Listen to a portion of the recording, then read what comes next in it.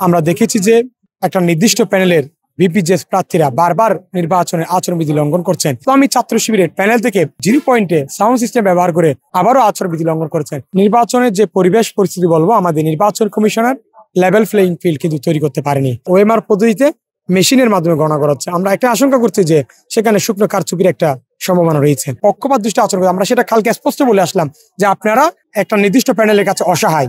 আমরা এবং বিভিন্ন প্যানেল কিন্তু তাদের বিরুদ্ধে অভিযোগ দিয়েছি বারবার, কিন্তু আমরা কোনো কার্যকর ব্যবস্থা গ্রহণ দেখিনি।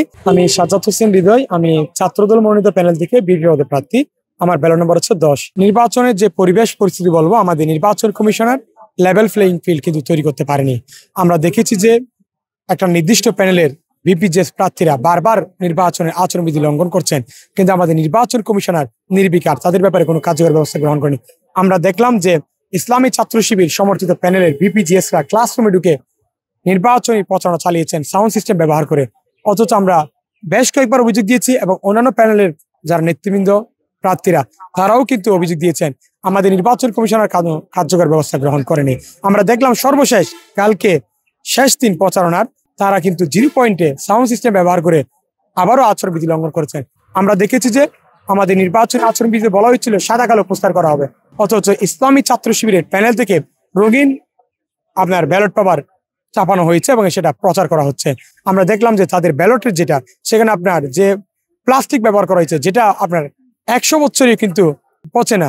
তো এরকম একটা জিনিস ব্যবহার করে আমাদের চট্টগ্রাম বিশ্ববিদ্যালয়ের যে একটা পাহাড়ে গেলে একটা বিশ্ববিদ্যালয়, সেখানে যে বৈচিত্র্যের মধ্যে একটা হুমকির মুখে ফেলা হচ্ছে, আমাদের নির্বাচন কমিশন কিন্তু সেখানে নির্বিকার। আমরা এবং বিভিন্ন প্যানেল কিন্তু তাদের বিরুদ্ধে অভিযোগ দিয়েছি বারবার, কিন্তু আমরা কোনো কার্যকর ব্যবস্থা গ্রহণ দেখিনি এবং তাদেরকে কোনো শাস্তির আওতায় আনতে দেখিনি। না, অবশ্যই আমরা তো মনে করি লেভেল প্লেইং ফিল্ড নেই, সেটা তো একটা সংখ্যার জায়গায় কাজ করছে অলরেডি। আমরা বারবার বলেছিলাম যে আমাদের নির্বাচন যেন ব্যালট পদ্ধতিতে এবং ম্যানুয়াল পদ্ধতিতে গণনা করা হয়, কিন্তু আমরা দেখলাম যে সেটা ওএমআর পদ্ধতিতে মেশিনের মাধ্যমে গণনা করা হচ্ছে। আমরা একটা আশঙ্কা করছি যে সেখানে শুকনো কারচুপির একটা সম্ভাবনা রয়েছে।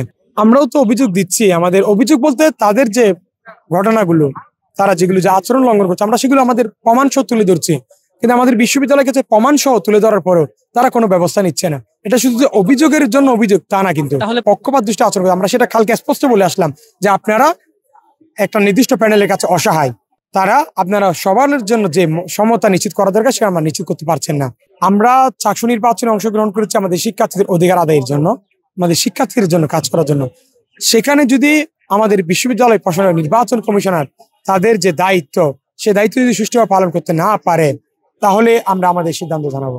সহিংসতা, আমরা জুলাই পরবর্তী সময় বিভিন্ন সময় আমাদের ক্যাম্পাসে গুপ্ত হামলা হয়েছে, আমাদের শিক্ষার্থীদের উপর গুপ্ত হামলা করা হয়েছে, কিন্তু আমাদের বিশ্ববিদ্যালয় প্রশাসন একজন গুপ্ত হামলাকারী করে শনাক্ত করতে পারেনি।